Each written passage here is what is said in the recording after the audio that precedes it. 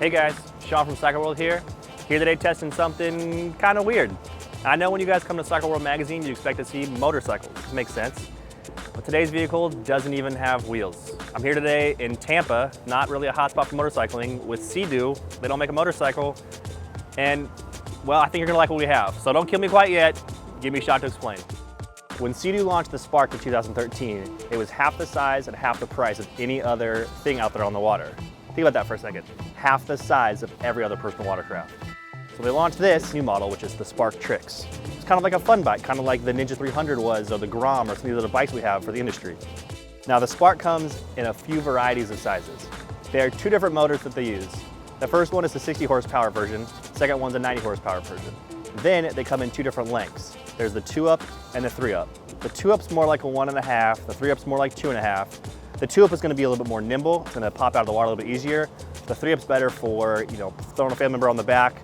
And there's a law that says you can't tow anything unless it's a 3-up model. So that's why that one's important. It also comes with the option, their intelligent braking system, which basically helps funnel the water coming out of the jet down or in a forward motion to help stop the ski. The Spark Trixx adds a couple of things that make it even better for having fun. The first is they have this adjustable handlebar that at its lowest setting is 3 inches higher than the old handlebar, but can raise an additional 3 inches to 6 inches. Gives you more leverage over the bars to pull on it when you're doing something like I guess we're calling them wheelies. There's no wheels, but whatever, you get the point. There's also these rear footrests that are angled back so that when you are in that position, you can stand on those and get your weight farther back.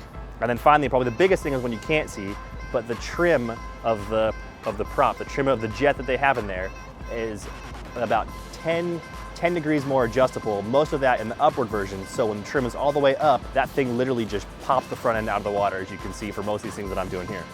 You still might be a little confused as to why you're watching a video about personal watercraft on Cycle World. I get it, we're a motorcycle magazine.